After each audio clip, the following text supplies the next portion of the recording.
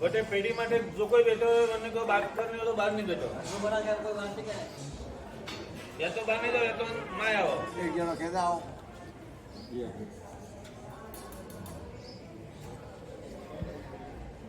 ओ संपत जी मैं आओ बाप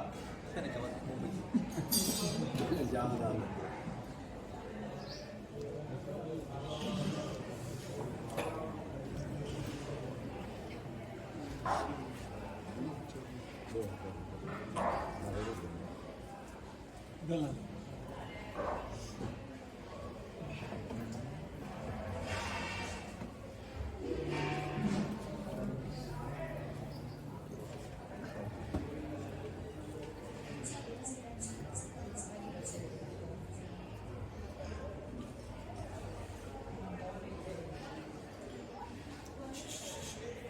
ए मैं कहજો एकदम आवाज बंद गया गया बात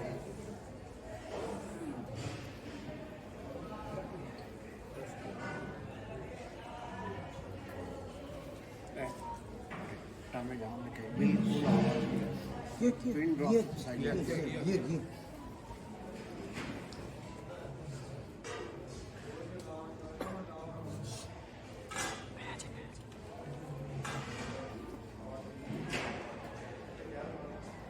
जय च परमपयम् अवाकित्तिं सुवित्थनं भुवने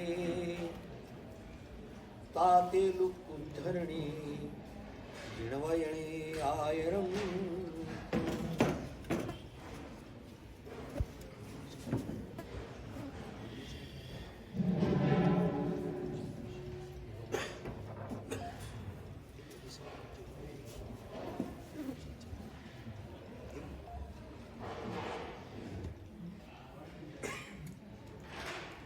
आसन्न उपकारी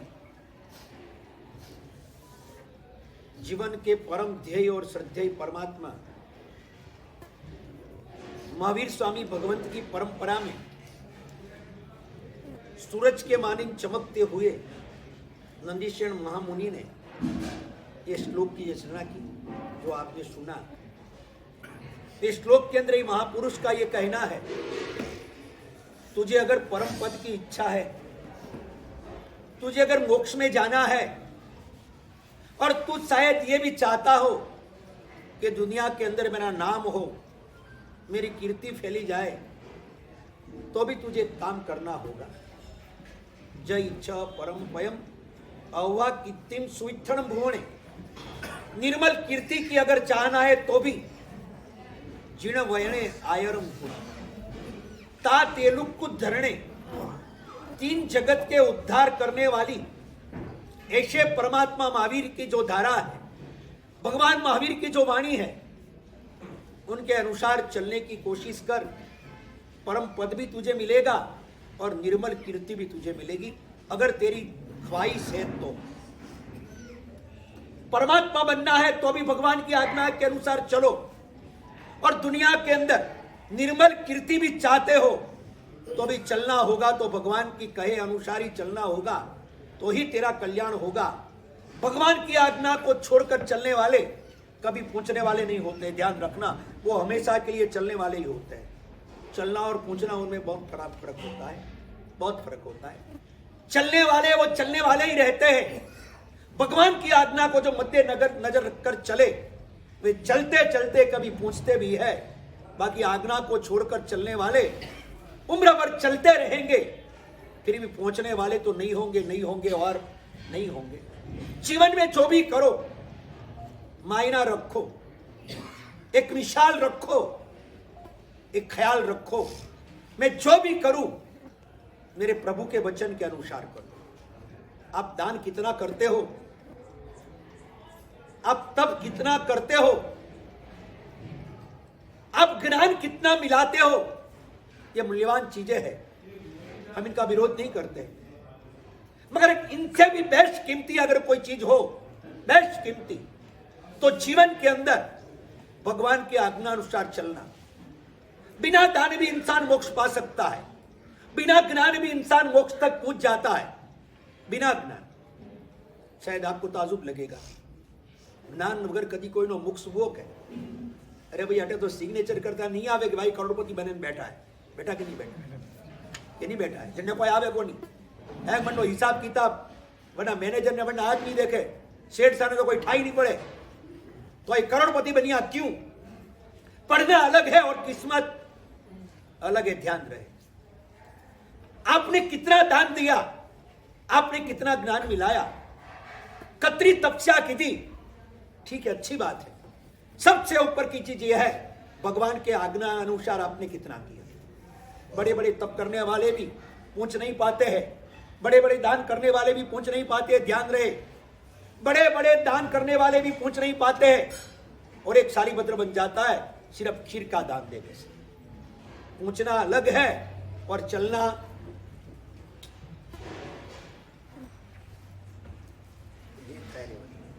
कई बार पूछना चलना अलग है और पूछना बहुत अलग चीज है। खाना और है, पचाना ताकत किन से आती है? खाने से के पचाने से। होटल में जाए ने कतरो ही खाओ, 5 स्टार ने 7 स्टार में पेट मोटो वे, बाकी कोई नहीं वे, ध्यान रखो। कतरो ही जाओ, कतरी मोटी डिश मंगावन कोई नहीं वे। खाना और है, पचाना और है, चलना और है और पूछना। चलने वाले तो दुनिया के अंदर लाखों करोड़ों है, पूछने वाले गिने गिने चुने हुए लोग होते हैं, क्योंकि पूछने वाले की दिशा और लक्ष्य दोनों सही होना चाहिए। चलने वाले को लक्ष्य नहीं हो तो भी चल सकता है, मगर पूछने वाले के पास तो लक्ष्य होना जरूरी और बिना लक्ष्य से चलने वाले भटकने वाले होते हैं, वो पूछने वाले कभी नहीं होते। भगवान की आज्ञा के अनुसार हम जितना भी करेंगे करीब आएगी मुक्ति हमारी, और इनकी आज्ञा को छोड़कर हम कितना भी करेंगे मुक्ति नजीक नहीं आ सकेगी। हाँ, पुण्य होगा। पियो मली समाज में वावा वे, 4 मनकरा बीच में आपरो बहुमान वे, नारल दे, हापो बंदी जे सब वे, मगर उनके वहां पहुंचना है ना, हर किसी नहीं पहुंच सकोगे आप अगर भगवान की आज्ञा को छोड़कर और उनके आदेश को तोड़कर आपने अगर अपनी जिंदगी निभाना और चलाना शुरू कर दिया। तो जीवन के अंदर जैन बने हो तो सबसे पहले ये होना चाहिए मेरे भगवान की आज्ञा क्या है। सम्यक दर्शन इसी को कहते हैं कि भगवान की आज्ञा को पूर्णतया समर्पण, उसे सम्यक तो कहते हैं। धन खर्च देना उसे सम्यक दर्शन नहीं कहते, तपस्या कर लेना उसे सम्यक दर्शन नहीं कहते। भगवती सूत्र के अंदर श्रीमुख परमात्मा ने फरमाया, तामली तापस ने तकरीबन 60,000 साल तक तप किया। कितने साल? 60,000। मैं जो बोल रहा हूं वो किन की बात बोल रहा हूं? ये पाठ पे बैठ के मेरी बात बोलने का मुझे अधिकार नहीं है। ये पाठ किन की है? सुधर्मा स्वामी। कोई अगर ये पाठ पर बैठ के कि मैं कहता हूं, इनका अभिमान है, इनका गर्व है, इनका युगो है, ये पाठ पे बैठने वाले को अपनी बात कहने का अधिकार नहीं है। उनको बात यही कहनी चाहिए जो भगवान ने कही। तो जिनकी ऑफिस में बैठा है उनका माल बेच, और कंपनी का माल बेचना हो तो कंपनी की ऑफिस में तू बैठने के लायक नहीं है। इस सुधर्मा स्वामी की पाठ के पर बैठकर हम जो भी कहेंगे, साउंड सिस्टम हमारी होगी, आवाज उनकी होगी। समझ में आई मेरी बात? साउंड सिस्टम शायद मेरी हो सकती है, मगर गीत तो किनके होंगे? गीत उनके होंगे, ध्यान रखना। बात उनकी होगी, हमारी कोई बात नहीं होगी। हमारी बात करने वाले भगवान से दूर हो जाते हैं और उनकी बात करने वाले भगवान के करीब करीब नसीब हो जाते हैं। यहां बैठकर सुधर्मा स्वामी की पाठ पे बैठकर बात करना हो तो सिर्फ उनकी करो, अपनी बात करने के लिए जगह नहीं है। अपनी मनमानी चलाने के लिए, अपनी बातों को मजबूत करने के लिए, अपने भक्तों को मजबूत करने के लिए, अपने ख्यालों को दुनिया को ठसाने के लिए और मैं कुछ हूं ये दिखाने के लिए ये सुधर्मा स्वामी की पाठ नहीं है। गच्छ और पक्ष ये सारी चीजें नंबर 2 में है। यहां सबसे पहले नंबर में होगा तो कौन होगा? अरिहंत का धर्मशास्त्र। मेरी बात ध्यान से सुने, आपको समझ में आए तो ठीक, आपको पसंद आए तो ठीक, ना पसंद है तो कोई बात नहीं। हमारा माल ऐसा है और जगह देंगे, ये गारंटेड है और ब्रांडेड है, ध्यान रखना। हाँ, ये ध्यान, ये भगवान महावीर का माल है।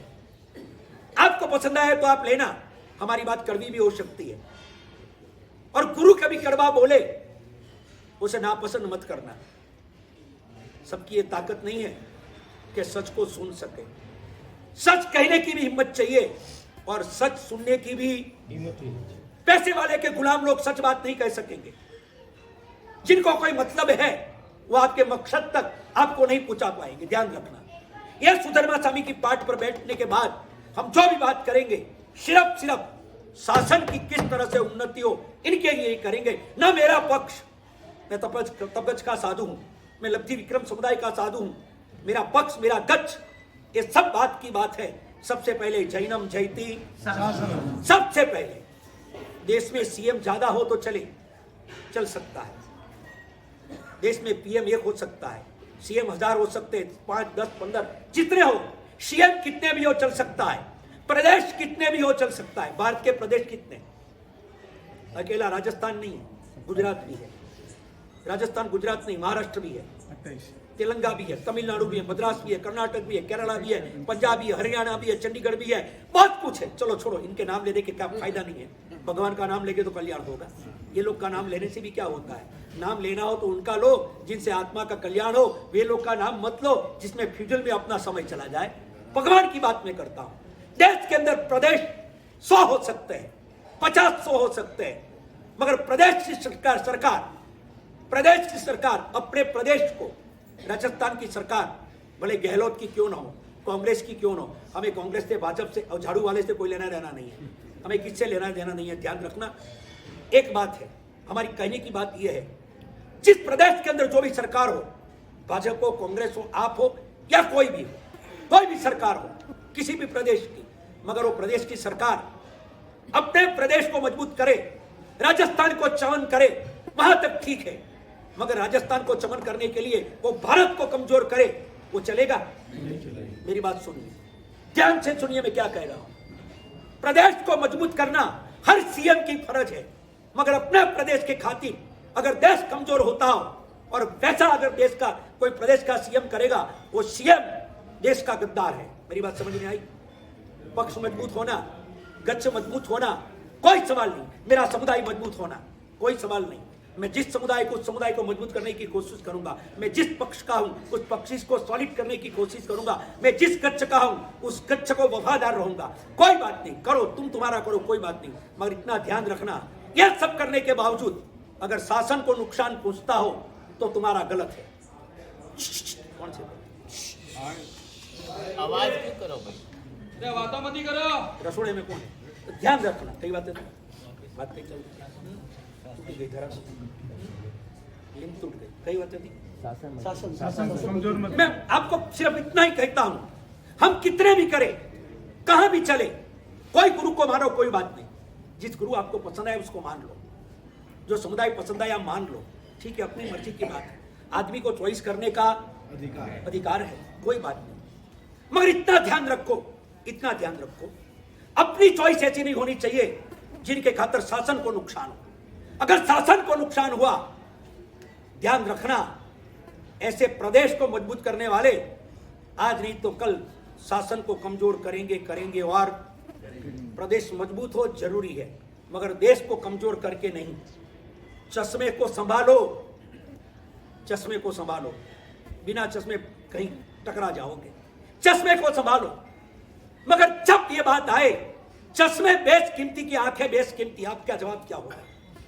चश्मे टूट जाए तो चलेगा, आंखें को तकलीफ नहीं होनी। जूते और पैर की बात आए, जूते को इतना मत संभालो कि पैर की हड्डी टूट जाए। जूता जरूरी है। कोई कह आप हिंदी नहीं तो मारवाडी बोलू, गुजराती बोलू, आणि तो मराठी मध्ये सांगू मला काय हरकत नाही, मला काय हरकत मराठी। आप बराबर आप समझते हो कि नहीं? मैं पूछता हूँ, अरे भाषा को नहीं, मेरे भाव को, भाषा को समझने वाले तो बहुत है। गुरु की भाषा समझना नहीं, गुरु के भाव को समझो। ये दिल की जलन मैं आपको बता रहा हूँ, जीवन के अंदर तय करके उठो। मैं जो भी कुछ करूंगा मेरे भगवान की आज्ञा के अनुसार करूंगा। मेरे कारण मेरे शासन को कोई तकलीफ हो, हरगिज मेरे से ऐसा नहीं होगा। और कोई मेरे जिन शासन पर अंगुली उठाए, कोई मेरे जिन शासन के लिए बोले देखो जैनियों के वहां भी झगड़े हैं,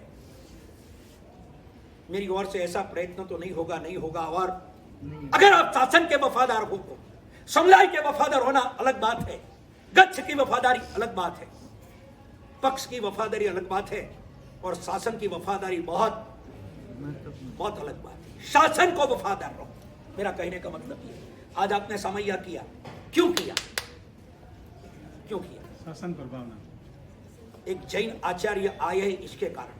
अगर आप ये समझ के समैया करो, हमारा यशोरंग सुर जी हमारा खास गुरु है, शासन का समैया कहां होगा? शासन का समैया कहां? ये तेरा तो मोह है, मैं इनका विरोध नहीं करता हूं, मगर ध्यान रहे, कोई भी साधु के लिए हमारे मन के अंदर श्रद्धा होना चाहिए, कोई भी साधु के लिए हमारे मन में भाव होना चाहिए। समर्पण भले एक को आप करो, समर्पण एक को करो, मगर सम्मान सबको दो। समझ में आई मेरी बात? सम्यक दर्शन का मतलब ये नहीं है कि एक को पकड़ कर औरों को छोड़ देना। इनको जैन शासन के अंदर सम्यक दर्शन नहीं कहा है।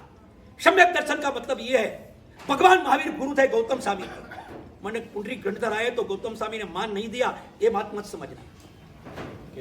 केसी गणधर आए तो केसी गणधर आए तो गौतम स्वामी ने मान नहीं दिया, ये बात मत समझना। केसी पार्श्वनाथ भगवान के गणधर थे और गौतम स्वामी गौतम स्वामी का समर्पण भगवान महावीर के लिए था। और केसी आए तो उनका भी उन्होंने सम्मान, समर्पण एक को होता है और सम्मान सबका होता है। मैं मेरे गुरुदेव विक्रम सूरी महाराज का समर्पित शिष्य हूं। मेरे गुरुदेव कहेंगे तो मैं सर झुका दूंगा, सर पटक दूंगा, और गुरुदेव का आदेश हुआ यहाँ से कूद जा, मैं बिना हिचक आंख बंद कर आंख खोल कर कूद जाऊंगा, कोई फर्क नहीं पड़ता है। गुरु का आदेश है, समर्पण मेरा मेरे गुरु के लिए है। मगर मेरे गुरुदेव ने मुझे सिखाया है, समर्पण भले एक का हो मगर सम्मान अनेक का हो। कोई भी आचार्य आएंगे हम उसका सम्मान करेंगे और शासन को जिनके प्रति प्रीति है, शासन को जो सही तरीके से सही ढंग से समझा है, वो किसी की निंदा में, किसी की कटौती में और किसी के काटने छाटने की बात में नहीं जाएगा और नहीं जाएगा। मैं आज आपको यही कहना चाहता हूं, जीवन के अंदर तय करके जाओ, जो भी करना है मैं ऐसा ही करूंगा, मेरा शासन कमजोर ना हो, मेरा शासन का खराब ना लगे, मेरे शासन को दिक्कत ना आए। इसी तरह से मेरी हर क्रिया, हर प्रवृत्ति और हर दिन मेरा ऐसा ही प्रयास रहेगा कि मेरे जिन शासन को मेरी ओर से थोड़ा भी जर्क न लगे। मैं कहूंगा आप तपस्या नहीं करे तो भी आप शासन प्रभावक हो, आप दान नहीं कर सकते हो तो भी आप शासन प्रभावक हो। ये सबसे बड़ी शासन प्रभावना है कि अपनी ओर से शासन का नाम अपभ्राजना नहीं होना, शासन कमजोर नहीं होना, ये सबसे बड़ी शासन सेवा है। ये लिख के रखना। करोड़पति शासन सेवा कर सकता है और सामान्य इंसान तो कुछ नहीं कर सकता है, ये मानना सरासर गलत है, ये सरासर गलत। यहाँ तो पुण्या का नाम भगवान महावीर ने लिया था। कोई तो पुण्या रेगुड़ी कोई तो सैनिक राजा ने आइन कियो भगवान ने ठापड़ियो सैनिक राजा ने मारे नरक में जानो है અને वन टाइम में सैनिक राजा रोया पा અને भगवान ये को मारे नरक में नहीं जानो, भगवान मारे नरक में नहीं जानो है, कोई करूं वन टाइम में भगवान के पुण्य और सामायिक लेने आओ, एक सामायिक तने फल मिली के थारी नरक टली थी। कहा भगवान ने एक सामायिक का फल कितना है, जरा सोचो, एक सामायिक का फल कितना। भगवान ने खुद के मुंह से मगध के सम्राट राजा सैनिक को कहा, पुण्या की एक सामायिक लिया तेरी नरक। पुण्या ने गुड़ी कतरा पिया था। गुरु को मानने वाले, गुरु के नाम पे लड़ने वाले, गुरु को पकड़ने वाले, बड़ी बड़ी बातें करने वाले, समाज के स्टेज पर खड़े होकर भाषण देने वाले, जीवन के अंदर कुछ समझो, कुछ सोचो, कुछ पाओ। भगवान ने सैनिक को कहा कि तेरी नरक को टालना है तो पुण्या की सामायिक तेरे लिए जरूरी है। कुछ नहीं था पुण्या के पास, आजकल आया आज खाया, कल कुछ नहीं, बासी वधे नहीं, कुत्ता खाए को नहीं, अतरोय पी मंडा गोड़ी नहीं तो, पर भगवान नाम करनो लीधो, भगवान ने नाम लिया पुण्या। जिन शासन के अंदर पैसे की कीमत नहीं है, ध्यान रखना, भावे भावना, इनका मतलब ये नहीं है कि पैसेदारों की कीमत नहीं है, ध्यान रखना, पैसेदारों की कीमत नहीं है मत समझना, पैसे की कीमत नहीं है, पैसेदारों की कीमत नहीं है हम नहीं कहते। पैसेदार होंगे वो समाज के लिए भी ठीक रहेगा, समाज के लोग धनिक हो वो समाज की पुण्याई है, समाज को मानने वाले जैन लोग और रिचार्ड हो वो समाज के लिए खुश नसीबी है, क्योंकि समाज का कोई काम आएगा तो काम लगेगा तो अपना भाई काम लगेगा, और काम लगने वाला हम पैसे वालों के टीकाकार नहीं है, ध्यान रखना। पैसे नहीं चाहिए जीवन के अंदर ये हम कहते हैं, मगर किसी के पास पैसे हो तो उसकी टिकौती कटौती करने की बात हम लोग कभी करने वाले नहीं है, क्योंकि हम समझते हैं जो भी कुछ काम होगा साधर्मिक का, जीव दया का या और कुछ, ये होंगे किनसे? बिना पैसे तो होने वाले नहीं है। किसी की श्रीमंताई की जेलसी और जाहिर में उसको फटकारना, ये बात गलत है। हाँ, उनकी जो गलत चीजें हैं उनके पर तो कहो कहो और कहो। साधु नहीं कहेगा कौन कहेगा? साधु नहीं कहेगा तो कौन कहेगा? आखिर में इतना तो तय करे रखना कि जीवन के अंदर सदगुरु ऐसे पकड़ो, ऐसे सदगुरु पकड़ो जो अपनी जिंदगी की कोई कम नसीबी हो, कुछ कमी हो, उसे थोड़ा सा झटका दे, उसे थोड़ा सा झटका दे, हमें चौंका दे, जगा दे और ठीक रास्ते पे हमको चला दे। ऐसे एक गुरु तो जीवन के अंदर होना। और अगर गुरु भी आपकी तारीफ करने लग जाएंगे बहुत बड़ो खर्चो की, तो समाज में भामाशा हो मैंने भामाशा की, भामाशारी पदवी दीदी અને સમાજના बीच में गुरुदेव મને વાસ્કેપ ગાલ્યો, वाह वाह। ये भामाशा बनने से क्या होगा? अगर तेरे जीवन के अंदर भगवान की आज्ञा अनुसार चलने की कोई ख्वाहिश नहीं है, कोई तमन्ना नहीं है, तो तुझे भामाशा कहना ठीक है। तू पैसे खरीद दिए, लोग ने तुझे बोल दिया, ठीक है, कोई मतलब नहीं, कोई मतलब नहीं है। किसी ने शेर सी बोल दिया, घणा वे तलवार लगावे ने फोटो खींचा, राणा प्रताप बने, महाराणा प्रताप, અને घर में बाथरूम में घुसी आवे के एक बंदो निकले वो तो कूदे बारे आवे, फोटो लगा भामाश से राणा प्रताप, शमशेर लगी हुई हो, तलवार बांधी हुई हो, ऐसी तस्वीर लगाने वाले, एक बांधे से कभी डरने वाले भी समाज के अंदर आप दान करो, अच्छी बात है, मगर मैं आपको कहता हूं, फिर से एक बार कहूं, संस्कारी जीवन होना वो सबसे बड़ी जरूरत है। जीवन को संस्कारी बनाने की कोशिश करो। आप कुछ नहीं कर सको तो भी चलेगा, मगर शासन की प्रभावना और जीवन को संस्कारी बनाना ये बहुत जरूरी होगा। और पैसे वाले और पैसे खर्चने से आप शायद शासन का नाम कर सकते हो, अपना काम नहीं। शासन का नाम होगा, आपका नाम होगा, मगर आपका खुद का अपना काम तो नहीं होगा। और लिख के रखिए। सतगुरु मिलने के बाद जीवन का परिवर्तन होना चाहिए, ख्यालों का बदलाव होना ही चाहिए। ये भटकने की जिंदगी अब छोड़ो, भटकने की जिंदगी में कुछ नहीं है। राजा कुमारपाल, जहां तक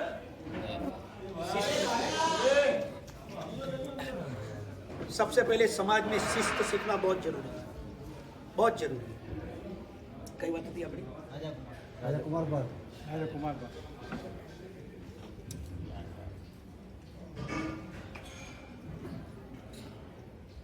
देखो, एक बात बोलूं, जब शुरू करते हैं ना, कुछ सोच के नहीं बैठे हम आंख बंद करके भगवान से कहते थे जो बुलाना हो बुलाना, आप बुलाओ, गला हमारा होगा, गीत आपका होगा, और कुछ नहीं।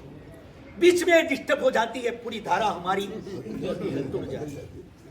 हमें गुस्सा नहीं आता है, ध्यान रखना, गुस्सा की कोई बात नहीं, मगर दिल में दर्द होता है कि भगवान जब बुला रहे थे तब किसी ने बीच में टांग अड़ा दी। करना बीच में टांग मती अड़ाई, जो आप बीच में टांग आई, ध्यान रखना। भगवान की वाणी जब चलती हो ना, दिल भरकर सुनो, कान खोलकर नहीं, कलेजे खोलकर भी सुनो, कभी जीवन परिवर्तन हो जाएगा। भटकने की जिंदगी बंद करो। भगवान का धर्म मिला है, भगवान का शासन मिला है, तो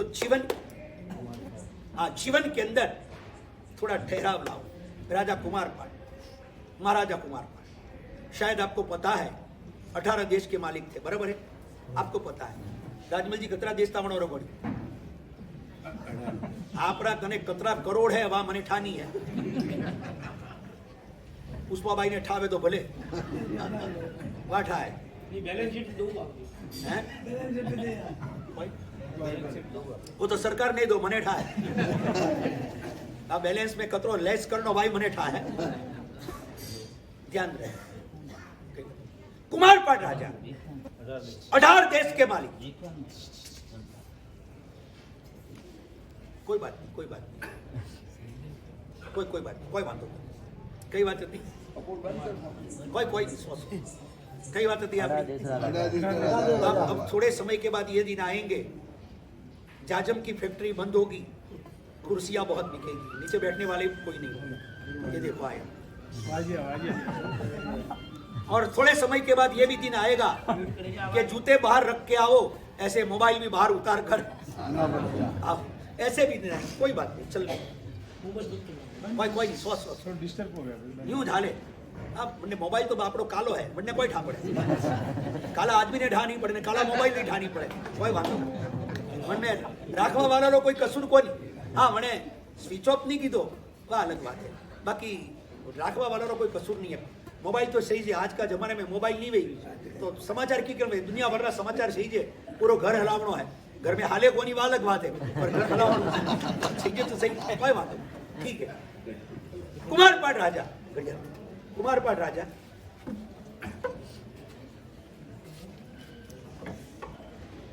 18 देश के मालिक, 18 देश के मालिक होने के बावजूद एक सदगुरु उसको मिले। कौन मिले थे उनको? सदगुरु आचार्य भगवान कलिकाल सर्वज्ञ हेमचंद्र सूरी। उनके पहले उसका जीवन क्या था, मैं आप सबसे पूछूं, उनके पहले उनका जीवन क्या था? शायद आपको पता होगा या बहुत को कम लोगों को पता होगा। दारू पीने वाला था कुमारपाल, शराबी था कुमारपाल, जुआ खेलने वाला था कुमारपाल, व्यसनों के अंदर चकचुर रहने वाला था कुमारपाल, चोरी करने वाला था कुमारपाल। ये कुमारपाल की जिंदगी, एक कुमारपाल की जिंदगी ध्यान रहे, ऐसी जिंदगी सुनते रहो आप, ऐसी जिंदगी जीने वाला ये कुमारपाल। जीवन का परिवर्तन ऐसा हुआ कि आइंदी 24 के अंदर गणधर हो जाएंगे, आइंदी 24 के अंदर। और आचार्य भगवंतों ने मिलकर उनको एक उपाधि दी, सम्मानित किया, परमारहत राजा कुमारपाल, परमारहत श्रावक, परमारहत राजा, परम आर्हत मतलब श्रेष्ठ श्रावक। ऐसी उपाधि किसने दी? ऐसी उपाधि किसने दी? उस समय के सभी गुरु भगवंतों ने, जैन संघों ने मिलकर सदगुरु के सानिध्य में कुमारपाल को परमारहत की पदवी दी गई। सात व्यसन सेवने वाला, व्यसनों के अंदर फंसने वाला और जिंदगी गुजारने वाला कुमारपाल जिस समय हेमचंद्र श्री महाराज मिले, जीवन की तासीर बदल गई, जीवन की तस्वीर बदल गई और तकदीर भी साथ में उनकी बदल गई। तस्वीर, तासीर और तकदीर ऐसी बदली कि राजा कुमारपाल के लिए ये लिखा गया परम श्रेष्ठ शावक होने के बावजूद भी उनके जीवन के अंदर 2 टाइम प्रतिक्रमण करता था। कितने टाइम? 2 टाइम प्रतिक्रमण 2 टाइम बात उठाए कि नहीं घना तो ये संवत्सरी जो आवे घना नहीं उठावे, संवत्सरी ज वे परिक्रमण, पचुसर में 8 दिन वे परिक्रमण वे, बाकी परिक्रमण और प्रतिक्रमण 365 दिन होता है, सुबह और शाम। ध्यान रहे, इतना मालूम है तो भी हमें खुशी है। 2 टाइम प्रतिक्रमण करें। और आगे सुनिए, पर्व तिथि के दिन, तिथियों के दिन वो पोषक लेके उपाश्रय में बैठता। जिस समय गुरुदेव का प्रवचन हो, सबसे पहले जाकर आसीन होने वाले राजा कुमारपाल थे। 18 देश संभालने के बावजूद 2 टाइम प्रतिगमन, तिथि के दिन पौषद, एकादशना, उपवास, आमिल और 3 टाइम मंदिर में जाकर भगवान की पूजा करना।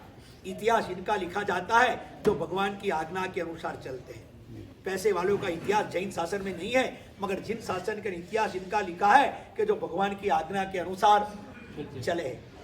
पैसे मिल गए उसका मतलब कोई नहीं है। कुमारपाल का इतिहास हम कहते, उसके जीवन के अंदर संस्कार क्या था जीवन के। सदगुरु मिलने के बाद जीवन का परिवर्तन होना चाहिए। और आज प्रवचन में बैठे हो, बाहर निकलकर आपके जीवन का बदलाव आए, हम चाहते हैं।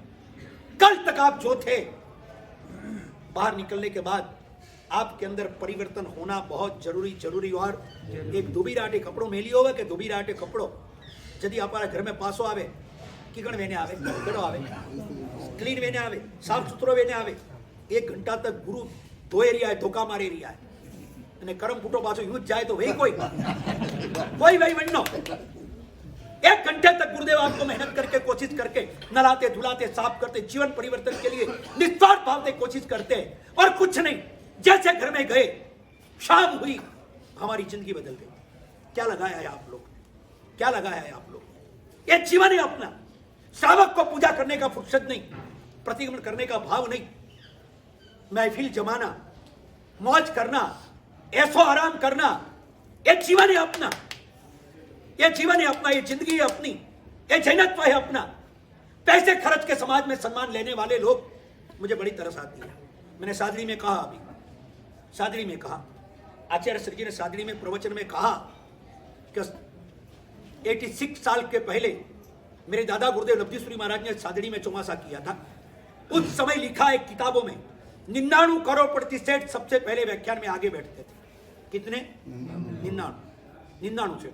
तो बटे तो खूबचंद जी ने हैंग जो बैठा था सब दृष्टि लोग बाबी मोड़ो सादरी पहला जो पिया वालो है, तो बाप जी को पिया वालो नहीं लखियो है, व्याख्यान में बैठता था लखियो है ठापड़ियो।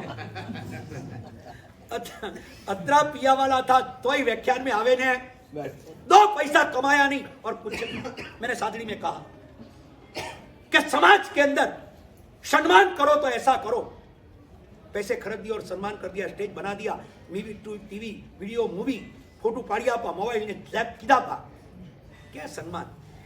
हमने कहा वो लोग का सम्मान बंद करो। मुझे कहा कौन से? मैं कहा ये लोग का सम्मान बंद करो जो करते हैं माँ बाप का अपमान, जो करते हैं माँ बाप का अपमान, समाज उसका बंद कर दे सम्मान। खुदरा बाप ने रोवाड़े અને वृद्धाश्रम में जाने डोनेशन करे, बनो बहुमान करो, वह समाज की कमी है। ध्यान रहे, भगवान के शासन को पाने वाला मंदिर में जाएगा, मंदिर में जाएगा, और शाम होते ही, मैं क्या कहना चाहता हूं समझते हो आप? एक दिल के जलन की बात है, दिल के जलन की बात है। शाम होते ही वो बोलू, मुझे वाजिब नहीं लगता है बोलना, मुझे वाजिब नहीं लगता है। नहीं, खरी खरी बोलो साहब जी। आपके कहने से कुछ नहीं होगा, कुछ नहीं बोलेंगे। अब आप कौन हो? नहीं बोलेंगे हम पूरे समाज के गुरु है, ध्यान रखना, किसी अकेले के नहीं। कोई अकेले गुरु माने उनकी मर्जी, मगर हम गुरु तो सबके हैं। पवन, पानी और प्रकाश, सूरज के पर, सरिता के पर और सागर के पर किसी की मोनोपोली नहीं होती। और कोई कहे मेरी है तो गलत है, किसी के नहीं होती। गुरु सबके होते हैं, गुरु सबके होते हैं, और सबको गुरु के होने चाहिए, ये भी बात है। आप कहते हो ठीक है मैं बोल दूं, मगर मेरा दिल कतराता है, कैसे बोलूं? भगवान महावीर के वारसदार शाम होते ही रविंद्रनाथ टागोर गीतांजलि के रचयिता, शायद आपने नाम सुना है, रविंद्रनाथ टागोर। ये जो गीत बोलते हैं ना, जन गण मन, कदाच एने बनायु छे, एने बनायु छे। वो गीत की रचना करने वाले ये बंगाल का शेर रविंद्रनाथ टागोर। एक दिन उनके पास फॉरेनर्स आए थे बहुत सारे, और पूछा कि गुरु, वेस्टर्न कल्चर मतलब इंडियन संस्कृति और पश्चिमी संस्कृति और पूर्व की संस्कृति में क्या फर्क है? आपके कल्चर के अंदर और हमारे कल्चर के अंदर क्या फर्क है? ईस्ट और वेस्ट के अंदर क्या फर्क है? रविंद्रनाथ टागोर ने 2 ही शब्दों में कहा, 2 ही शब्दों में कहा, बहुत ज्यादा फर्क नहीं है, वेस्टर्न कल्चर और इंडियन कल्चर। विदेश में और हमारे देश में, हमारी संस्कृति में और तुम्हारे देश में बहुत छोटा सा फर्क है। शाम होती है, सुनिए, कान खोलकर सुनिए, शाम होती है, तुम्हारे वहां होटलों में दिए जलते हैं, और हमारे देश में शाम होती है, मंदिरों में दिए जलते हैं। समझ में आई बात? तुम्हारी संस्कृति द्राक्ष की है और हमारी संस्कृति रुद्राक्ष की है। समझ में आई तो चल, नहीं आए तो कुछ नहीं। समझ में आई बात? ये हमारे संस्कार, समझने आओ तो समझ लेना, और मुझे खुला मत बुलाओ, और खुला मत बुलाओ। ये दिल की जलन को और ज्यादा मत होकाओ, मैं बोलूं इतने में समझ जाओ। जैन कुल में जन्मने वाले, इनके अंदर इतने तो संस्कार होने चाहिए। जिन हाथ में कलश लेकर भगवान का पक्षाल करता है, उस हाथों में तुझे और लेने का सौंपता नहीं, अधिकार नहीं, वो तो आप जानते। बंबई के अंदर एक मंदिर का द्वारोद्घाटन था, मंदिर का द्वारोद्घाटन था। किसी एक नौजवान ने लाखों का चढ़ावा बोलकर आदेश लिया। सुबह सुबह में 5:30 बजे जिनालय का द्वारोद्घाटन था। पूरा संघ आ गया, परिवार के साथ वो नौजवान यंगस्टर भी आ गया। बड़ा सुहाना था, बड़ा लुभावना था। स्लिम उसकी बॉडी थी, चेहरे पे तेज था, घुंघराले उनके बाल थे, परफ्यूम लगा के आया था, बहुत ही शानदार ढंग से सज धज के आया था। जब सन की दृष्टि ने उसके हाथ में चाबी थामी, आप द्वारोद्घाटन करो, उसने अपने पिताजी को दिया। पिता ने कहा बेटा तू ही कर। उसने चाबी हाथ में ली और सीधा रोने लग गया, फुट फुट कर रोने लगा, बहुत रोया। उसने कहा मैं नहीं कर सकता हूं, पापा आप ही करो। मैंने कहा तू करना भाई, पापा ने तो बहुत सारे लाभ दिए, तू भी ले लेना, उसमें क्या है, तू कर ले। रोते रहे उसने कहा क्या गुरुदेव मैं नहीं कर सकता हूं, मेरे पापा करे वही ठीक है। बोले क्यों नहीं कर सकता है? 2 मिनट आंख बंद के रुका, पहले एक नियम दीजिए, एक नियम दीजिए, बाद में मैं द्वारोद्घाटन करूं। मैंने कहा क्या नियम लेना है? उसने कहा गुरुदेव जिस हाथों से बाहर में जाकर, ये आपकी बात नहीं है, ध्यान रखना,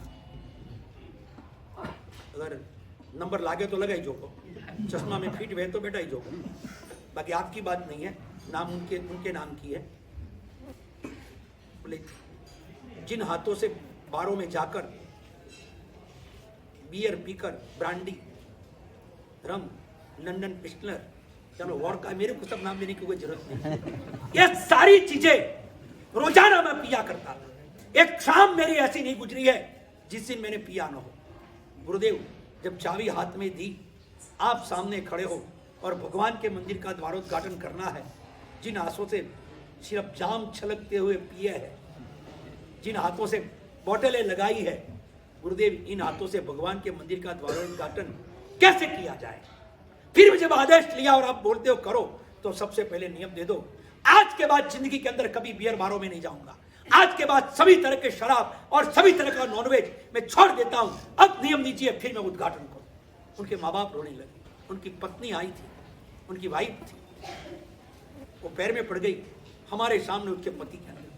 मैं रो रो कर आपको कह रही थी मेरे सुहाग का सूरज जोखिम में था, मुझे मालूम था, आप नहीं मानते थे। आज आपने छोड़ दिया, मुझे लगता है कि लाखों का नहीं करोड़ों का चढ़ावा भी हुआ होता ना तो मेरा जीवन धन्य हो जाता। नियम लिया उस नौजवान ने और फिर उसने मंदिर का द्वारोद्घाटन किया। दूसरे दिन से शाम उसकी बदल गई, सुबह उनकी बदल गई, कंपनी और सर्कल और फ्रेंड सर्कल सारा उनका बदल गया। छोड़ दीजिए ऐसे फ्रेंड सर्कल को, छोड़ दीजिए ऐसी जगह को जहां जाकर आप भगवान को हाथ जोड़ने वाले, नौकार का जाप करने वाले अपने मुंह में और कोई गलत चीज डाल देते हो। ये संस्कार है अपने, ये समाज है अपना, ये जीवन है अपना। हमारे जैन कुलों के अंदर भी ये जब बातें आती है ना तब हमें बड़ा दर्द होता है। कोई आके कहता है महाराज साहब तुम जिनको वास्केप डालते हो वो शाम को जाकर दारू पीते, आप वास्केप डालते हो उनको। हम कहने वाले होते हैं हमारे। एक लड़का आया था एक दिन, एक लड़का आया, मैं वापी में था, एक लड़का आया और उसने कहा, नौजवान था, यंगस्टर था, होगा 28-30 साल का, हमारी पट्टी थी, वापी, बोर्डी, गोलवड़, दानू, ये सब हमारी पट्टी। हम वहाँ के ननियाल बीजो बटे मोर, बाबू जी की सादड़ी है, मेरी खुडाला है, मगर ऐसे ढाणू, बोर्डी, उमरगाम, वापी, फंसा सब हमारी पट्टी है, बिलाड़ सब हमारी पट्टी है। वहाँ के हार पट्टी, वटारा मौलक, ज्यादा मोरो रिश्तो वटे। एक लड़का आया वहाँ, मैं पहचानता था, बोले गुरुदेव आशीर्वाद दो, 2.5 एकड़ जमीन ली है, मौके की जगह है, वृद्धाश्रम बनाना चाहता हूँ, आपके आशीर्वाद। वृद्धाश्रम बनाऊं, लेटेस्ट, सब सुविधा हो, कोई भी बुजुर्ग आदमी को कोई तकलीफ न हो, इस तरह से सर्विस मिलेगी, ऐसा सब करना चाहता हूं, आशीर्वाद दो। अब मैं उनको आशीर्वाद दूं या नहीं? मैं आपको पूछता हूं, अटे तो बोलो, जवाब दो। घर में नहीं हाले तो ही जवाब दे रही आओ, कोई मांगे नहीं तो ही के सलाह दे रही आओ। मैं आपने मुंह पूछे रही हूँ, साधु पूछे रही हूँ, मैं उनको आशीर्वाद दूं कि नहीं? वृद्धाश्रम का नहीं देना, नहीं देना। अच्छा तो कोई वृद्धाश्रम बनाए उनका विरोध करना, अब नाक तो उसको सपोर्ट करना, तो समझ के बोलो, समझ के। सर ऐसा मत रखो कभी उठ जाए और कभी झुक जाए। अरे ऐसा नहीं जो बार बार झुके और बार बार उठ जाए, ये सर ऐसा नहीं। सोच समझ के बोलो। मैंने उसके ऊपर वास्केप डाला। मुझे भी पता था कि वृद्धाश्रम बनाना इनका मतलब यह है, किसी बेटे ने बाप को निकाल दिया हो, उनकी व्यवस्था करना। हम चाहते नहीं वृद्धाश्रम हो, नहीं चाहते हम, मगर फिर भी कोई वृद्धाश्रम बनाता हो हम उसका विरोध नहीं करेंगे। इसलिए नहीं करेंगे कि समाज के कपूतों ने अपने माँ बाप को निकाल दिया होगा तो माँ बाप जाएंगे कहां। बिना समझे विरोध मत करो, बिना सोचे चल मत पड़ो, भेड़ियों की तरह चलने मत लग जाओ। अपना दिमाग दिया है, भेजा देकर भेजा है भगवान ने, तो भेजा चलाओ। यूं भेजिया में तो आप जाओ। वृद्धाश्रम नहीं बनाना वो तो हम भी समझते हैं। मैंने आशीर्वाद दे दिया, आशीर्वाद दिए कि तू जो कार्य कर रहा है भगवान के आज्ञा अनुसार तेरी भावना रखना। समाज के पिछड़े हुए लोग को, समाज ने जिसको ठुकरा दिए बेटियों ने, उन माँ बाप के लिए तू जो करता है मेरे आशीर्वाद है। ऐसा देखा जाए तो वृद्धाश्रम कलंक है, मगर वो कपूतों की पैदाश है वृद्धाश्रम। अगर कोई कपूत नहीं होता तो वृद्धाश्रम की जरूरत भी। अब कपूत पैदा हुए और उसके लिए हम वृद्धाश्रम की व्यवस्था नहीं करेंगे तो बुजुर्ग लोग जाएंगे कहां? मैं आपसे पूछता हूं, मेरा विरोध होगा, मैं बोलूंगा उसका, मगर जो लोग विरोध करते हैं उसको पूछना। अपने को धर्म के ठेकेदार समझने वाले, अपने को धर्म के चौकीदार समझने वाले, वो चौकीदारों को, वो ठेकेदारों को एक बार पूछना, आपके बेटे ने जब शादी किया तो बेटे और बहू गुरुदेव अगर आपके पास में हो तो वास्केप डलवाने गए थे कि नहीं? कि नहीं गए थे? शादी करने के बाद वास्केप डलवाने गए थे? क्यों गए थे भाई? ठेकेदार लोग, चौकीदार लोग, मैं पूछता हूं, जो लोग ऐसे हैं उनको क्यों गए थे गुरु के पास? कि बाजी वास्केप घालो कि जल्दी जल्दी डाइवोर्स में पाप बंद कर्या, यूं अणवास्ते किया था। दो में झगड़ा पड़े અને कभी ભેડા જ નહીં વે, અણવાસ્તે किया था। शादी करना पाप के पुण्य? पाप। लग्न मतलब पाप में ही जीव, पक्की बात है। शादी करना ही नहीं, एक बात है, साधु ही होना, बात यही है। मगर संसार के अंदर रहना है तो संयमित जीवन जीने के लिए शादी भी एक चीज जरूरी है। और वो व्यवस्था बताने वाली भी कौन थे? भगवान ऋषभदेव। समझ में आई बात? ये सारी व्यवस्था को बताने वाले कौन थे? भगवान। जितनी भी कलाएं बताई समाज के अंदर, सबसे पहले बताने वाले कौन थे? भगवान ऋषभदेव। आपके बेटे और बहू को लेकर आप वास्केप डलवाने के लिए आएंगे तो साधु आशीर्वाद देगा कि नहीं देगा? क्यों दे? अच्छो काम की दो, बहुत अच्छो काम की दो, वास्ते आशीर्वाद। आशीर्वाद क्यों? ऐसे ही बंबई में था, आशीर्वाद क्यों देते वो सुनो। बंबई में था, हम बोरीवली में थे, वालकेश्वर में एक भक्त के बेटे की शादी हुई। वो सीधे शादी करके आए। लोनावले में शादी रखी थी, अब तो दुबई में भी रख लेते हैं, पैसे ज्यादा मिले तो कोई करे। नैनी जगह बनने हुआ वे गोली करके आए सीधे। मैं बोरीवली में था, आए, बोले गुरुदेव शादी हो गई, आपके आशीर्वाद से बहुत अच्छा हो गया। हाँ, हमारा आशीर्वाद आपका। ऐसे भक्तों से सावधान बदनाम करे गुरु को। बोले गुरुदेव आपके आशीर्वाद बहुत अच्छा हो गया। अब सुनना ही था मुझे, तो मैं तो श्रोता था, अभी वक्ता हूँ, उस समय श्रोता था, सुन ले। फिर बोले साहब बस सीधे शादी के पूरा करके सीधे यहाँ है, गुरुदेव वास्केप डालो, बिंदनी है, आप तो आप बड़े बच्चों बैठाया आपने, वास्केप डालो। मैंने वास्केप हाथ में लिया। अब डालना चाहिए कि नहीं आपको पूछो? क्यों? उसकी जिंदगी बहुत बेहतरीन रहे, मजे में जियो बेटे, मजा करो, जलसा करो, खूब घूमो, इसके लिए वास्केप डालना। मैंने वास्केप डालने से पहले मन में कुछ सोचा और वास्केप डाला, मांगलिक सुना है। फिर मैंने उसको पूछा अब आप कहाँ जाओगे? बोले साहब सीधे वालकेश्वर, कुछ काम गुरुदेव हो तो कहो। बोले काम तो है। बोले गुरुदेव फरमाओ ना। बोले अभी तो आपको समय कहाँ है?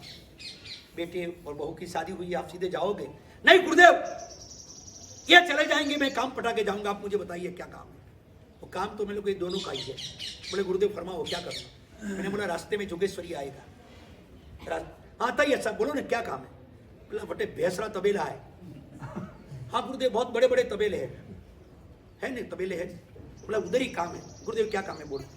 बोला वो भैंस के तबेले के पास ये जो बिंदरी है के वारली है के बंडे અને છોડા દઈને ઊભા રાખજો અને હાથ નોકાર ઊભા રહીને ગણાવજો બટે મન में हाथ नौकर गणावજો। मैंने गुरुदेव क्यों? मैंने ठानी पड़ी। गुरुदेव भैंस के तबेले के पास जाना, बिंदड़ी को 7 नौकार गिनाना, कारण क्या आप समझे? वो भी नहीं समझा। मुझे बोला क्यों गुरुदेव? बोला इसके लिए 7 नौकार गिनने के बाद उसको बोलना बहू को कि देख बेटी, इस तबेले के अंदर 500 भैंसें एक साथ में रहती है, कभी लड़ती नहीं है। समझ में आई बात? नहीं समझ में आया तो आप तबेले के अंदर 500 भैंसा एक साथ में रहती है मगर कभी लड़ती नहीं है। देरानी और जेठानी के साथ और तेरी सास के साथ मिल के रहना, इसके लिए भैंस के तबेले के दर्शन है। समझ में आई मेरी बात? चार जन घर में है तो भी शांति से रह नहीं सकते। न बेटे से बाप का पड़ता है, न ननद से भुजाई का पड़ता है। क्या काम के पैसे? पैसे से एयर कंडीशन लगा सकते हो मगर एयर कंडीशन में बैठने वाले की कंडीशन कैसी होती है वो हमने खुद ने बालकेश्वर के चतुर्मासों के अंदर, बंबई के चतुर्मास में देखा है कि सेंट्रल एसी में रहने वाले के दिल में के अंदर भी भड़के होते हैं, ज्वालाएं निकलती है। जीवन के अंदर पैसे मिल जाना वो सुख नहीं है, ध्यान रखना। पारिवारिक प्रेम होना वो जीवन का, और पारिवारिक प्रेम वहां रहेगा जहां संस्कार होगा। जाइए भगवान से एक मांगे कि प्रभु मेरी जिंदगी के अंदर पैसे कम हो तो चलेगा मगर मेरे परिवार के अंदर संस्कार कम हो, ऐसा तो कभी ना हो, कभी ना हो। और ऐसी कुछ चीजें अगर मांग ली ना तो आज का सुना हुआ प्रवचन आपके लिए सार्थक होगा और होगा। वापी का वो लड़का, वापी का वो लड़का आशीर्वाद दिया मैंने, ठीक है, भगवान के आदेश के अनुसार तू जो भी करेगा उसमें हमारे आशीर्वाद रहेंगे। अभिमान मत करना, सेवा धर्म करना, आशीर्वाद दिए। लड़का ने मंगलिक सुना गया, शाम हुई और एक कपल आया, पति पत्नी आए, बैठे 2 मिनट बैठे। बोला बोला क्या है? मैं पहचानता था उनको। बोलो क्यों आए? बोलो। बहुत गहरा परिचय नहीं था, चेहरे से पहचानते थे, कभी प्रवचन में आते थे, पहचान। तो क्यों आए? बोलो कुछ काम। उसने कहा गुरुदेव इसलिए आए, सुबह जो वृद्धाश्रम का आशीर्वाद लेके गया वो मेरा बेटा था, मेरा बहुत अच्छा, बेटे के भाव अच्छे हैं, अच्छा काम करता है, कोई बात नहीं। वो रो पड़े, उनकी आंखों के अंदर अश्कों के बादल उमटे। वो रोते रहते उन्होंने कहा गुरुदेव हम इसलिए आए हैं कि बेटे जब आए तब बोलना गुरुदेव 15 दिन के पहले 12 दिन के पहले हम दोनों को उसने घर से बाहर निकाल दिए हैं। साहब भूखे प्यासे हम घर से बाहर निकल गए थे, हालांकि घर मैंने बसाया था, हमको उसने निकाल दिए गुरुदेव। 12-15 दिन से कहीं और पड़े रहते हैं। गुरुदेव वृद्धाश्रम बनाता है, उनको कहना एक कमरा हमारे लिए भी रखे। गुरुदेव हम बेघर हो गए हैं, बस इतना आशीर्वाद दो गुरुदेव कि हमें उनके साथ रखे, या वृद्धाश्रम में एक कमरा हमारे नाम पर रखे, और कुछ नहीं चाहिए। मेरे दिल को बहुत चोट लगी। बास्केट डाला, मंगली सुन गए। दूसरा दिन वो आया, गुरुदेव अब जाता हूं, काम शुरू करूं। बोला शुरू करने पहले जो है वो पूरा कर। बोले क्या? बदतमीज। मैंने कहा तुझे समझ नहीं आती है? दुनिया के माँ बाप के लिए व्यवस्था करने जाने वाला पागल, दुनिया के माँ बाप की तू चिंता करता है, दुनिया के बुजुर्गों की चिंता करता है, और खुद के माँ बाप को 15 दिन के पहले घर के बाहर निकाल के बैठा है और दुनिया के माँ बाप को संभालने जाता है। कहीं का पागल है। खुद के माँ बाप को पहले संभाल, फिर दुनिया के माँ बाप को संभालने जाना। वृद्धाश्रम बनाना ठीक है, गलत है, वो छोड़, मगर अपने माँ बाप को नहीं संभालना वो तो सबसे बड़ा गलत काम है। और वृद्धाश्रम में डोनेशन देना अच्छी बात है, मगर घर के माँ बाप को नहीं संभालना वो सबसे बुरी बात है। इतना तो मानते हो शायद वृद्धाश्रम में आप डोनेशन नहीं दे सको, चल सकता है, मगर इतना ध्यान रखना घर के माँ बाप को नहीं संभालोगे ना वो नहीं चलेगा। और आज समस्या हमारे वहां सबसे बड़ी ये आई है कि घर के माँ बाप को संभालने के लिए आज का जनरेशन तैयार नहीं होता। अभी मुंबई के अंदर एक लड़के की शादी थी, लड़के और लड़की मिले पहले, शादी के पहले, तो लड़की ने सवाल किया कि तेरे घर में डस्टबिन कितने हैं? ये बंबई की भाषा है। तेरे घर में डस्टबिन कितने हैं? उसने बोला चाहिए उतने हैं। बोले मतलब? तो बोलना कतरे हर रूम में डस्टबिन राखो, आप घरना बारे ही राखो, मरे तो चाहिए जतरा में कतरा डस्टबिन चाहिए था? आप कोई सवाल है? तो उसने कहा आप समझे नहीं डस्टबिन का मतलब। बोले डस्टबिन का मतलब क्या? थाना घर में डोकरा कतरा है, वहां पहला बात कर, डोकरा ने डोकरी कतरा है। डस्टबिन उनको ही मैं डस्टबिन कहती हूं जो कचरे के सिवाय और कुछ नहीं है उनका काम। पूरे घर के अंदर कचरा जैसा है वो लोग है। वो कितने डस्टबिन है? अगर तेरे घर में डस्टबिन नहीं हो तो मैं तुझसे शादी करूं। ज्यादा डस्टबिन होंगे तो मैं घर में शादी करने वाली नहीं हूं। समझ में आई? और बहुत ज्यादा बात ज्यादा है मगर मैं नहीं बोलूं। माँ बाप को जब डस्टबिन कह के पुकारा जाए वो बच्चों से हम ज्यादा आशा क्या रख सकते हैं? और इनका कारण यही है कि हमने हमारे बच्चों को संस्कार नहीं दिया। बाप पिछाकर रात होती है और चूमने लगता है, पीने लगता है, बेटों में संस्कार क्या है? क्या है ये संस्कार? और समाज के अंदर जो पीने वाले लोग हैं, समाज के अंदर जो ऐसे नाचने वाले लोग हैं, बियर बारों में जाकर रुपये उड़ाने वाले लोग हैं, उनका सम्मान बंद करो, बंद करो सम्मान उनका। कोई एक समाज में पैसा नहीं खर्चेगा उससे समाज कमजोर नहीं हो जाएगा। एक मंदिर कम बनेगा अफसोस की बात है, मगर एक परिवार बिगड़ेगा वो ज्यादा दुख की बात है। ध्यान रहे, ज्यादा दुख की बात है। हम मंदिर के विरोधी नहीं, हम कहते मंदिर एक नहीं, गांव में 10 मंदिर हो, बड़े बनाओ, कोई बात नहीं, बड़े बनाओ, मगर इसका मतलब ये नहीं है कि मंदिर बनाकर आप अपनी जिंदगी को बिगाड़ दो। अपनी जिंदगी को संभालो। एक भी मंदिर नहीं बनाया तो भी आपका कल्याण हो जाएगा अगर अपनी जिंदगी को आप ठीक तरह से रखते होंगे। तो मंदिर बनाना, पैसे कमाओ, बनाओ, जितना भगवान के लिए कर सको उतना करो, मगर जैन हो ना तो जैन की तरह जीना भी सीखो। जैन का व्यवहार कैसा होना चाहिए? वस्त्र की परख उनके धार से होती है, शस्त्र की परख उनकी धार से होती है। वस्त्र की परख उनके धार से होती है, शस्त्र की परख उनकी धार से होती है। धर्मी की परख वेशभूषा से नहीं, धर्मी की परख वेशभूषा से नहीं, उनके जीवन व्यवहार से होती है। उनका जीवन का व्यवहार कैसा है? मंदिर में आकर भगवान को दिया जलाने वाला बाहर जाकर अगर किसका दिल जलाता हो, तेरा व्यवहार कैसा है? मंदिर में आकर भगवान को बोलता हो कि भगवान तू प्रभु मारो ने हूं प्रभु थारो। मंदिर में आवे ने दावे जू बोले को तू प्रभु मारो ने हूं प्रभु थारो। अच्छो मणिभद्री जैन बारे बैठा है, बेरू जैन बारे बैठा है અને મંદિર में बैठा हुए ने वन टाइम में बनो वन हुतावी कोई था। बाकी आप मंदिर में जाने बोलो के तू प्रभु मारो ने हूं प्रभु थारो। वन टाइम अगर बेरू जी वजह जागता हुए के तो दंडो एक फटकारे मणिभद्र जी हाथी में तू बारे आवे ठोके पा एक लात देने बारे काढ़े के आवे ने भगवान ने केरी है तू प्रभु मारो ने हूं प्रभु थारो। तू थारी घरनी लुगाई नो तो गुओ कोनी, थारा माँ बाप नो तो गुओ कोनी, अरे भगवान ने उल्लू बनवा आयो है कि तू प्रभु मारो ने हूं प्रभु थारो। अपने घर का हो नहीं पाया वो तो भगवान का क्या हो पाएगा? चले जाओ, वचन पूरा करो।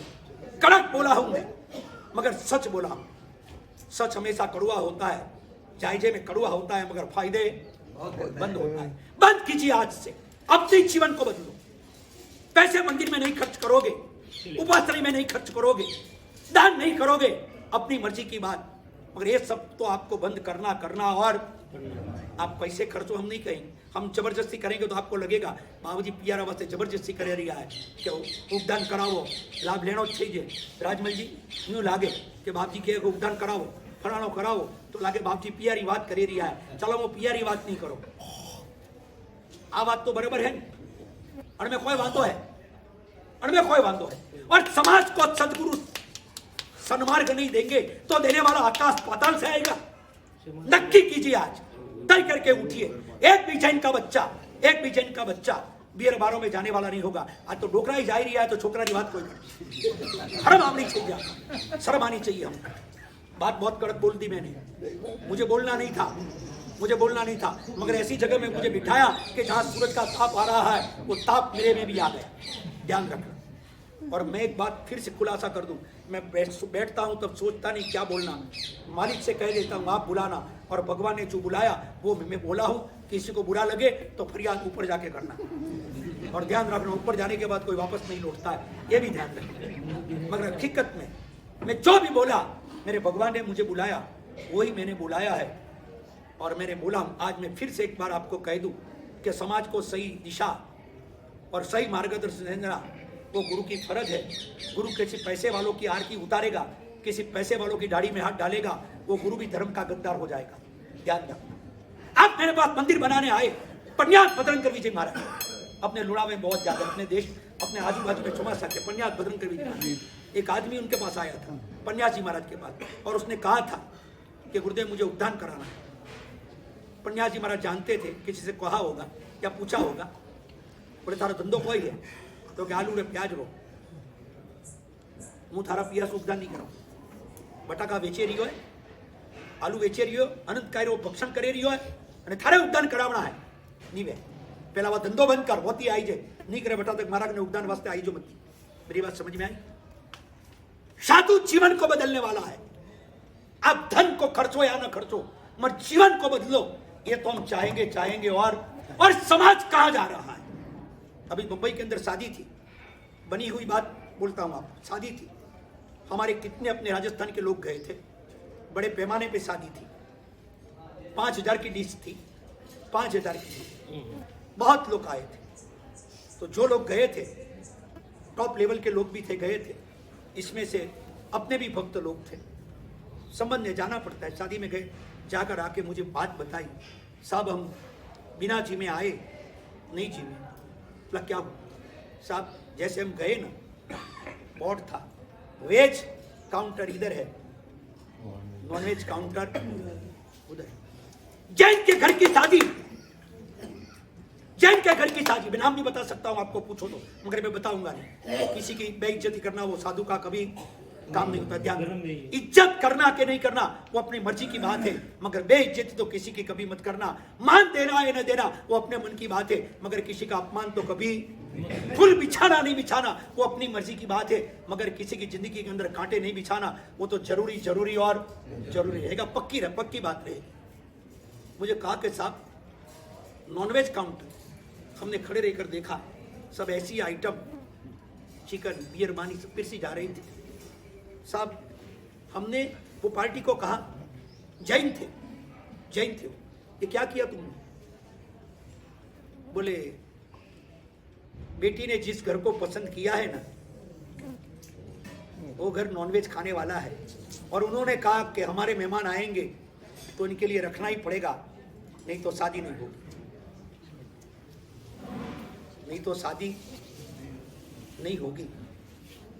हमने समाधान कर लिया कि जिसको खाना होगा उधर जाएंगे, नहीं खाना होगा वो। ये समाधान का तरीका है। भगवान के सिद्धांत का खून करके समाधान करने वाले एक जैन शासन को कभी मान्य नहीं हो सकते। सिद्धांत का खून करने वाले जैन शासन में कभी मान्य नहीं हो सकते। ध्यान रखना, कभी नहीं हो सकते। वेज और नॉनवेज काउंटर हमारे जैन समाज के, हमारी राजस्थानी पार्टी ने रखा। क्यों रखा? एक बेटी को कह सकता कि नहीं, कह सकता कि नहीं कि बेटी ये नहीं होगा, शादी करना होगा, भले वो लड़के से तुझे प्यार है या वो लड़की से तुझे प्यार है, कर, हमारी चलती नहीं है, ठीक है, मगर ये चीज तो हम नहीं करेंगे और नहीं करेंगे। इतने कमजोर क्यों? और कमजोर होने का कारण है खुद भी वही रास्ते पे रात को चलते थे। होगा क्या? चले बदले। आज हमारी जैन की शादियों के दारू की पार्टी कंपलसरी हो गई। अगर पार्टी नहीं रखे नहीं चलेगा। कन्नी यूं लागो हुई कि बाबजी ने कटे हटे हामयो કરીને लाया અને બાબજી એક દિન લેટ આયા વે તો છો વે તો મો તો મુંબઈ જાતા બા અને હુંડવારી માથા પચ્ચી नहीं वे। ये खुले साधु खुलेआम बोलते हैं, खुलेआम पाप करने में शर्म नहीं आती है? जैन का नाम लगाने के बावजूद खुलेआम पाप कर सकते हो, और वो भी हंसते और उसमें अपना स्टेटस समझते हैं। अपना स्टेटस, ये स्टेटस है अपना। दारू की पार्टियों रखना, उसमें शामिल होना और मौज मजा करना, ये अपना स्टेटस नहीं है। ध्यान रखे। फिर से एक बार मैं अब बंद करूंगा मेरा, क्योंकि बहुत गलत बात मैंने बोल दी। आपको डाइजेस्ट हो या ना हो वो आप जानो, मगर जो भी बात बोली है वो बिल्कुल सही बोली है। ये रेड सिग्नल है मेरा, समाज के लिए रेड सिग्नल है। बदल जाइए, आज सब कुछ बदल जाएगा। एक आप बदलेंगे, मेरे ख्याल से कल आपके साथ में होने वाले भी। एक आदमी जगना चाहिए। ये जो आग मेरे दिल में सुलगी है, वो आप में भी, और आज यहाँ लगी है तो कल वहाँ भी लगेगी। इसी उम्मीदों के साथ आज का प्रवचन मैं पूरा करूं, फिर पूरा करते करते मैं आपको एक बात कह दूं, और एक छोटे महाराज ने थोड़ा सा लिख दिया, एक बात और कह दूं। आज घर जाओ, हो सके तो भगवान की तस्वीर आपके घर में हो, या मंदिर में जाओ तो भगवान की मूर्ति के सामने हाथ जोड़कर कह देना, गलत चीजें, गलत आदतें मेरी जिंदगी के अंदर थी, आज किसी भगवान का फरिश्ता आया और मुझे बताया, और भगवान ने ही भेजे होंगे, आज से मेरे जीवन की ये सारी गलत चीजें मैं छोड़ देता हूं, जिंदगी आपकी सुधर जाएगी, खुशी पूरे परिवार में आ जाएगी। जाइए, आज से तय करें पारिवारिक जीवन में अपना बैलेंस होना, घर के अंदर बेटे बहू के अंदर भी खुशी होनी। एक बात और कहना चाहूंगा जो कि बहुत जरूरी है, बहुत जरूरी है। घर के अंदर किसी की बेटी को लाए हो, किसी की बेटी लाए हो, उसे भी प्यार से रखो। यह सामाजिक बातें हैं, आध्यात्मिक बात से जुड़ी हुई है। किसी की बेटी को अपने घर में लाए हो, उसे संभाल के रखो। उसकी आंखों के अंदर पानी आएगा, ध्यान रखना, अब सुगन होगा। चंद्रबाला की आंख के आंसू देखकर वापस भगवान लौटे थे, ये बात तो सुना है। रोती रोती चंद्रबाला वीन वेचे आज हमारा। आपके घर में कोई बेटी रोती हो, आपके घर में आपकी पत्नी रोती हो, आपकी बेटी, आपकी बहू वारली बीजी रोए और आप मौज में रहो, गलत चीज। किसी की बेटी को अगर रुलाया तो ध्यान रखना, मेरी बातें कान खोल के सुनना। जितनी सास बैठी है, जितना होरो जी बैठा है, हमारी बात सुन। जो किसी की बेटी को आप अपने घर में लाए और उसको बहू बनाकर लाने के बावजूद उसकी आंखों के अंदर पानी आए और आपने उसको रुलाया, उसको परेशान किया, उसको सताया, तो ध्यान रखना, बदलो भला बुरा नो, अहीनो अही, जैसी करनी वैसी। मैं लिख के रखना, औरों की बेटी को रुलाने वाला, तेरी बेटी जहां गई होगी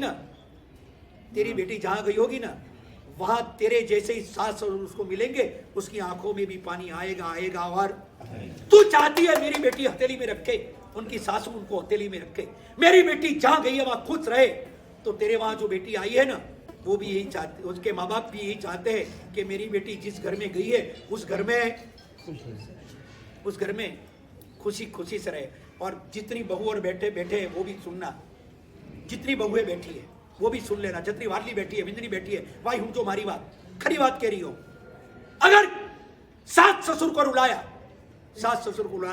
तो ध्यान रखना, आपकी भाभी आपके माँ बाप को रुलाएगी और रुलाएगी। एक छोटी सी घटना घर के अंदर बहुत बार बात चली।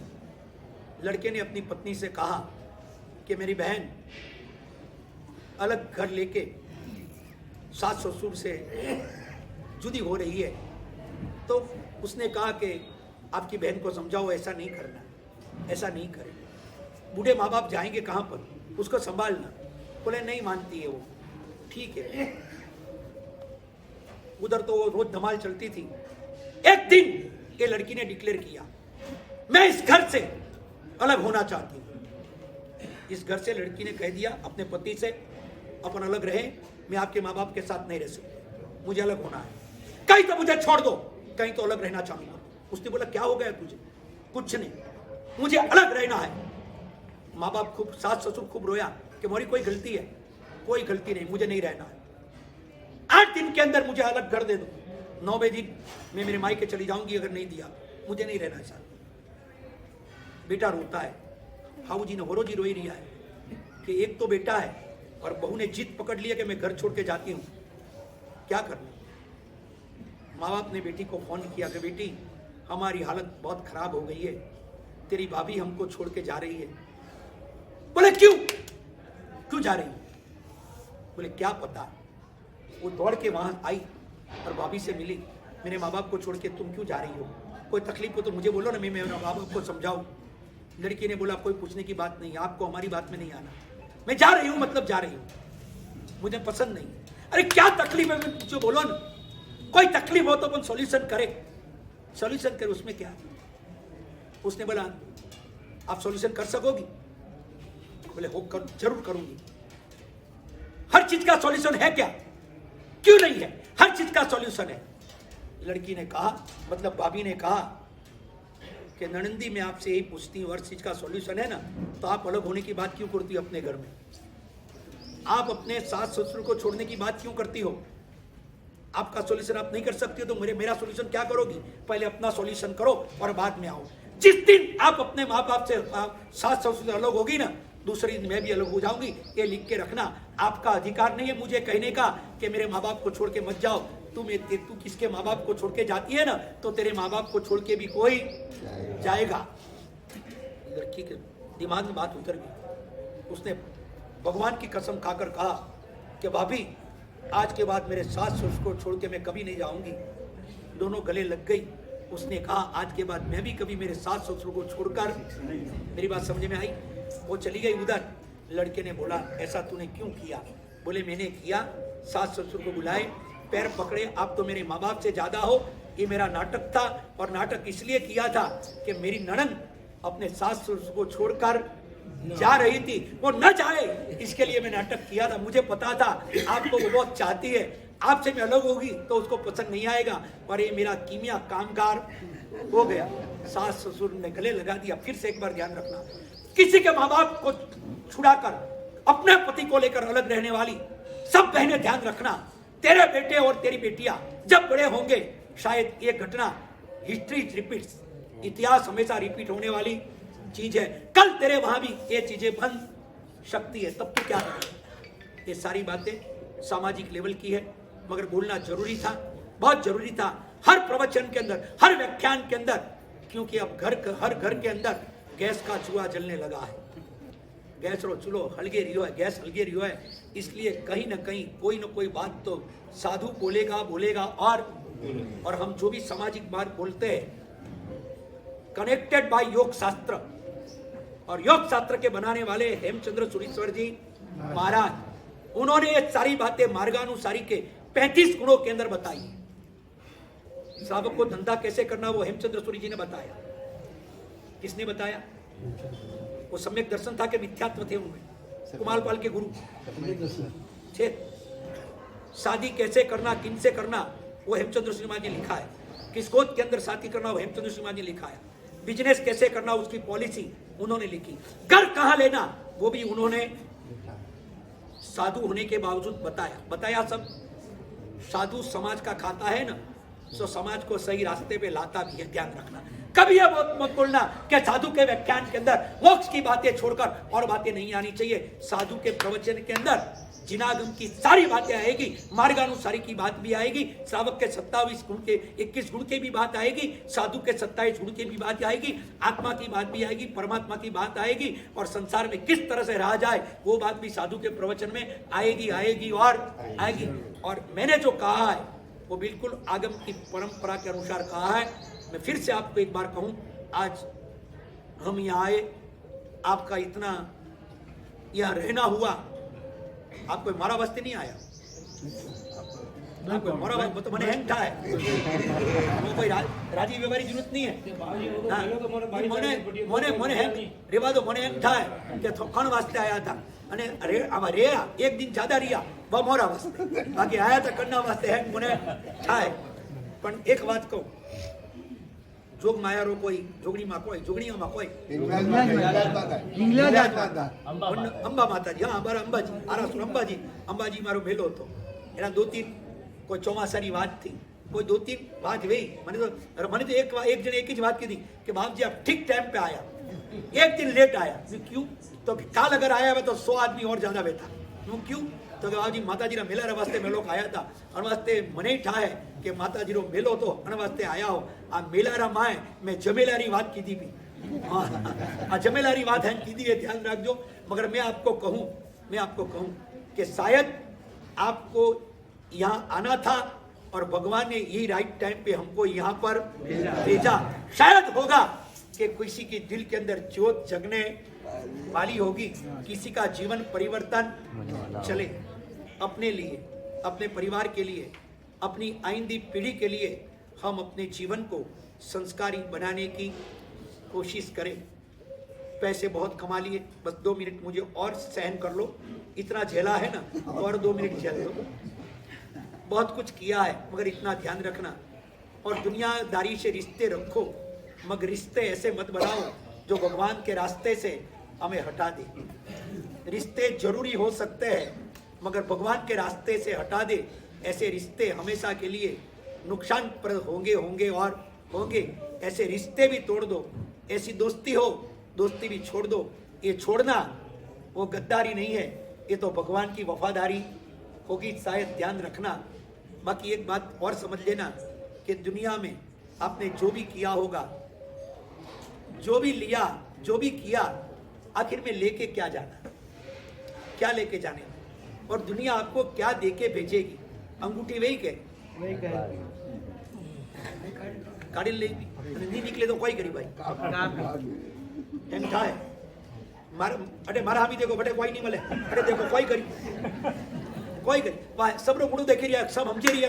अरे भाई समझे भी रहा अन चीज में तो आदमी अतरो होशियार है के कालो वे के कालो सप्पा कालो वे के तो ये वन्ने हाथ में मुड़ो तो कवो लीधो के तो मुड़ो तो यूं जाए, कोई यूं नहीं करी।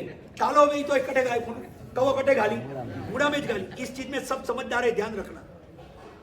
दुनिया के अंदर जो भी मिलाया, जो भी कमाया, सब यहीं रह जाएगा। दुनिया ने आपको क्या दिया, दुनिया ने आपको क्या दिया, ये सारी बातें छोड़ो। आखिर में तो कोई साथ आने वाला नहीं है। एक मरघट के बाहर एक बोर्ड लिखा था। इतनी बात कह के मैं अपना प्रवचन समाप्त करने की कोशिश करूं। बाहर एक बोर्ड लिखा था, उसके पर 4 लकीरें थी, 4 लकीरें लिखी थी। एक शायरी की भाषा में 4 लकीर मशान रबारे लकी हो रही थी कि मंजिल तो तेरी यही थी, मंजिल तो तेरी यही थी, उम्र गुजार दी आते आते। मंजिल तो तेरी यही थी, बड़ी देर कर दी यहां आते आते। दुनिया ने तुझे दिया क्या, दुनिया ने तुझे दिया क्या, अपनों ने ही जला दिया जाते जाते। समझ में आई मेरी बात? मंजिल तो तेरी यही थी, वक्त लगा दिया आते आते। दुनिया ने तुझे क्या दिया, अपनों ने ही जला दिया जाते जाते। अपने लोग ही अपन को जला के जाएंगे, क्या दिया और क्या दिया। चलो जिंदगी को संवारने की कोशिश करें, अपनी खुद की जिंदगी खुश नसीब हो जाए, खुशी खुशी से हम जिए, और हमारे साथ रहने वालों को भी खुशी खुशी से जीना मिले। और व्यसन आदतें ये शायद पारिवारिक जीवन के अंदर खुशी के लिए तकलीफ की बात रहेगी। ये सारी चीज़ें छोड़े, भगवान की पूजा, भगवान के दर्शन आपके जीवन में अनिवार्य रूप से हो, ये हम चाहते हैं। समाज है, पैसे है, भगवान ने दिए है, तो दान पुण्य जितना हो सके उतना करो। दान तो भगवान का कहा हुआ धर्म है, पीछे रख के जाओगे, उसका हिसाब किताब क्या होगा वो तो शायद आपको भी नहीं पता और मुझे भी नहीं पता। हाथे किधर व्याह जा पा रहा, हाथी आईला, वह सब पक्की बातें है।